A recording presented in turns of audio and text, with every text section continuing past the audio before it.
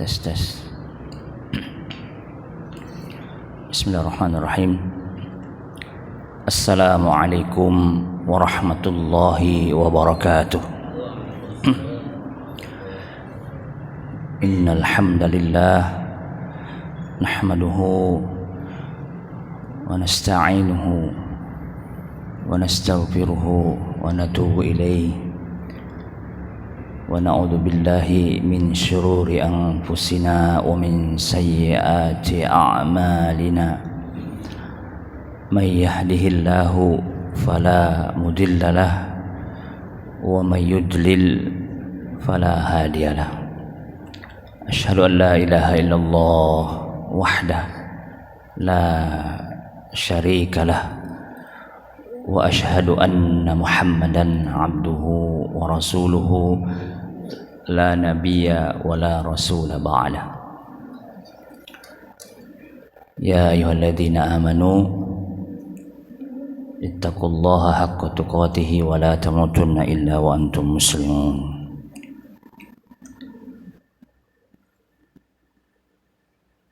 Kaum muslimin, jamaah salat subuh masih syuhada, para tamu, para undangan Allah Subhanahu wa taala. Pertama, mari kita kembali bersyukur kepada Allah Subhanahu wa taala yang telah menghidupkan kita kembali dari mati kita tadi malam, yang Allah masih berikan kepada kita, karuniakan kepada kita begitu banyak nikmatnya, terutama nikmat iman dan nikmat Islam, dan juga hidayah dan taufiknya kepada kita semua, sehingga alhamdulillah kita kembali bisa menghadiri undangannya. Alhamdulillah sekali lagi kita bisa memenuhi panggilan Allah Subhanahu wa taala, bahkan sebelum dipanggil oleh muazzin kita sudah bangun duluan. Itu sebuah nikmat yang luar biasa.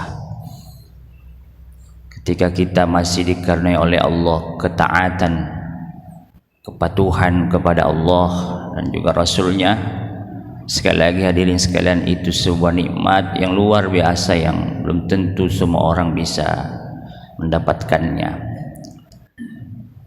Oleh karena itu, mari kita sama-sama menjaga, memelihara ini, dan sembari berdoa semoga Allah selalu memberikan keistiqomahan kepada kita untuk selalu mematuhi dan menaati Allah dan Rasulnya sampai akhir hayat kita, sampai Allah mengutus malaikatnya untuk mencabut nyawa kita semua. Kemudian yang kedua, tidak lupa sampaikan salawat dan salam kepada junjungan kita yang mulia Nabiyina Muhammad sallallahu alaihi wasallam, keluarga, sahabat dan seluruh pengikutnya hingga akhir zaman. Jamaah sekalian yang dimuliakan oleh Allah, beberapa bulan yang lalu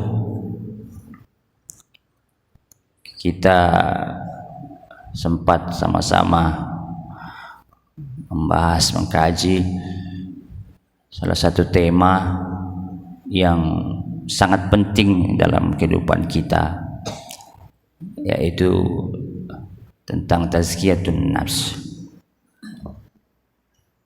bagaimana membersihkan, mensucikan hati kita.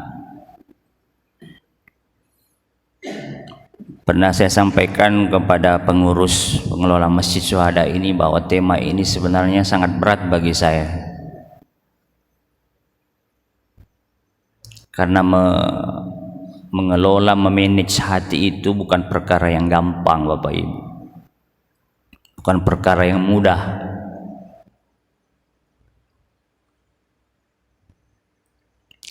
Apalagi ada hadis Nabi mengatakan bahwa hati itu berfluktuasi, hati itu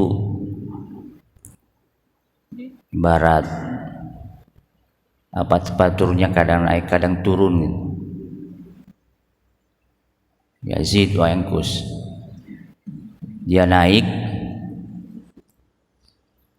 ya pada saat hati itu betul-betul dijaga, dirawat dari berbagai penyakit.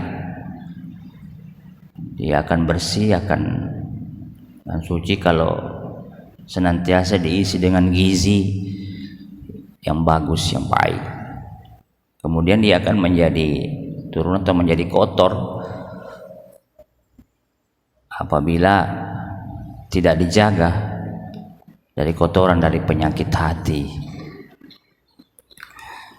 Nah, untuk itu pada kesempatan kali ini, agar kita bisa senantiasa mensucikan hati kita, yang pertama tentu kita harus mengenali bagaimana kondisi hati kita. Ya, kalau diibaratkan dalam ilmu manajemen lah ya, bahwa Bapak yang pernah belajar ilmu manajemen pasti kalau ingin melaksanakan suatu program,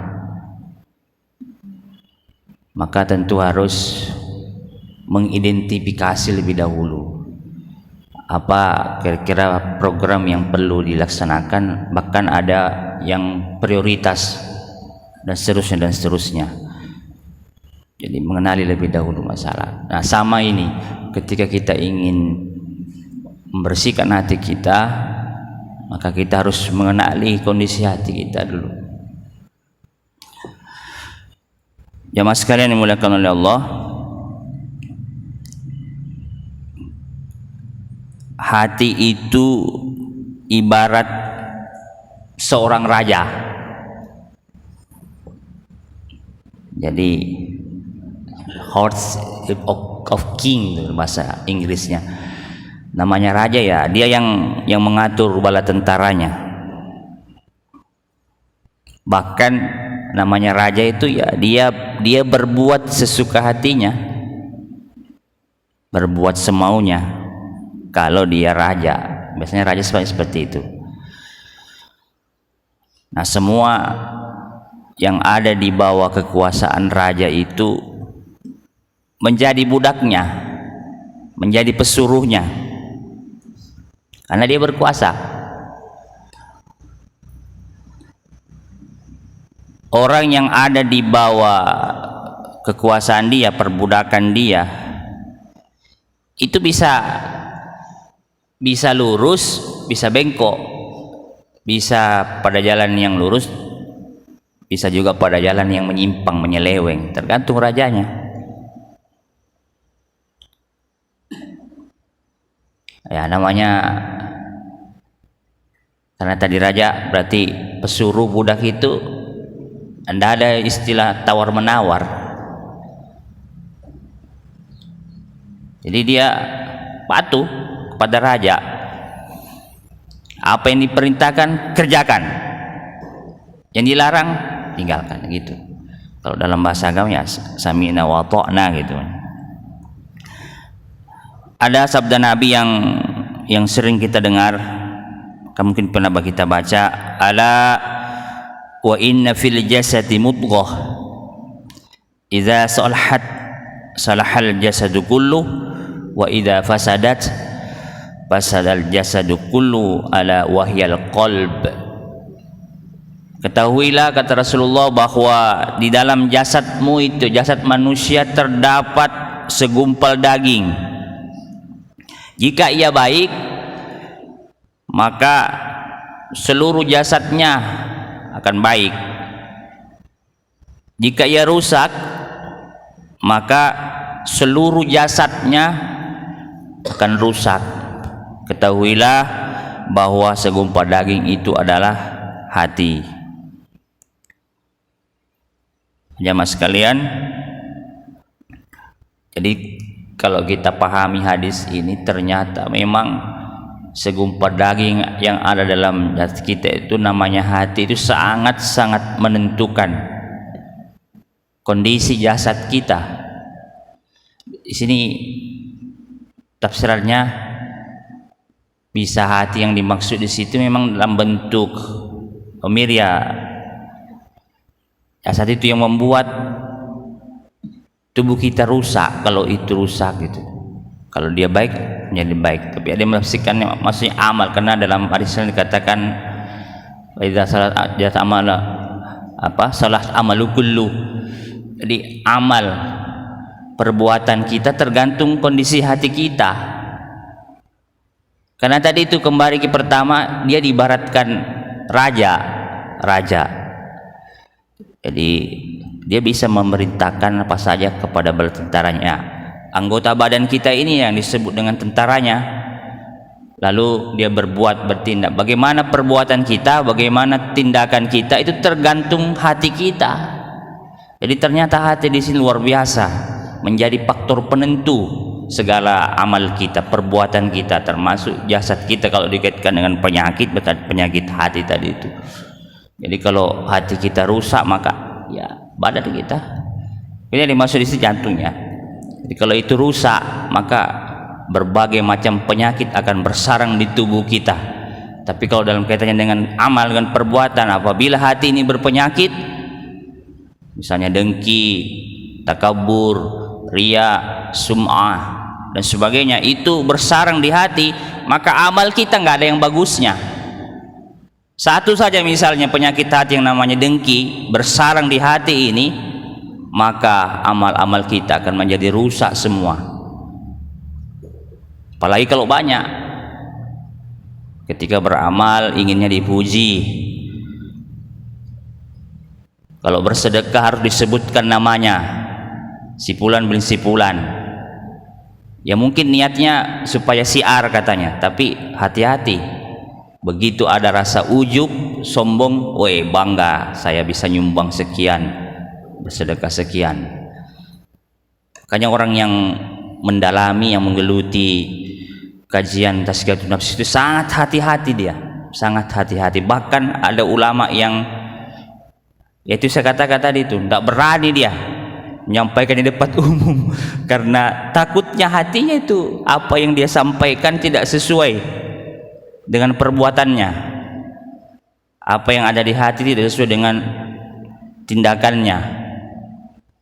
Yang sangat dihindari oleh para ulama kita dulu itu, yang dikhawatirkannya tidak bisa sinkron, tidak menyatunya antara perkataan dan perbuatan, antara hati dengan tindakan. Karena dia tahu betul ayat Allah, kabura maqtan 'indallahi an taqulu ma la taf'alun. Betapa besar marahnya Allah, murkanya Allah di sisi Allah, ya. Allah murka sekali kepada orang yang mengatakan sesuatu tapi dia sendiri tidak melakukan. Nah, ini yang kadang bahkan sering ditakuti oleh para ulama kita yang mengkaji tazkiyatun nafs tadi. Nah, jemaah sekalian, hati ibarat raja bagi jasad, sementara jasad ibarat tentara yang siap melaksanakan perintah dan menerima petunjuk. Setiap amal yang lurus bersumber dari hati dan niat sang raja. Hati bertanggung jawab atas kerjaan jasad, karena setiap pemimpin akan diminta pertanggungjawaban atas kepemimpinannya. Nah, jadi sekali lagi, hati di sini ibarat raja bagi jasad tadi. Maka hati ini bertanggung jawab atas apa yang dilakukan oleh jasad, oleh jasmani kita. Oleh sebab itu, memperbaiki dan meluruskan hati merupakan tugas yang paling penting dan utama yang diemban oleh orang-orang yang ingin menapaki jalan kebenaran. Sementara memeriksa penyakit dan mengobatinya adalah tindakan yang juga paling penting yang dilakukan oleh para ahli ibadah dan yang ingin mencapai kebenaran.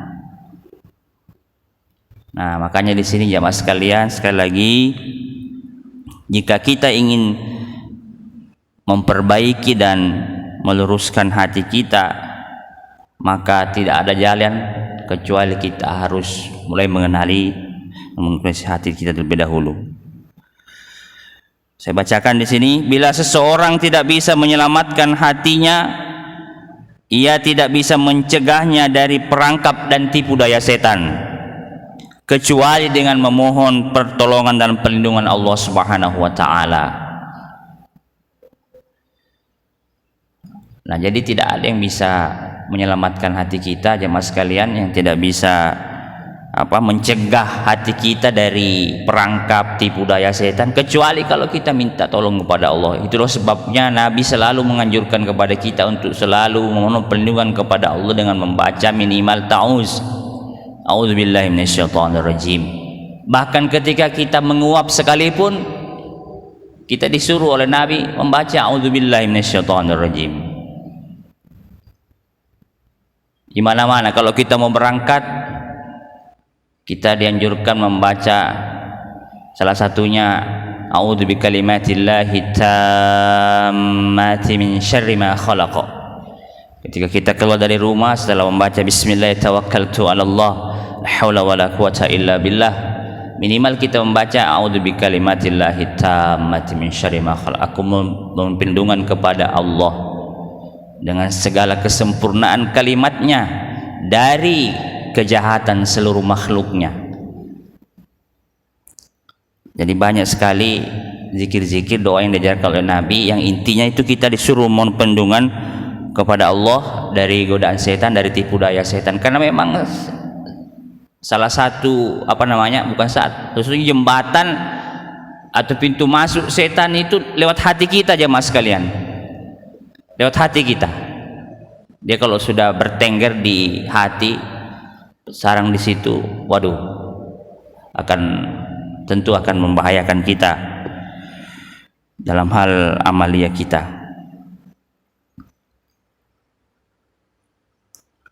Ketika mengetahui sumber ketergantungan hati, maka iblis menyeretnya dengan perasaan was-was,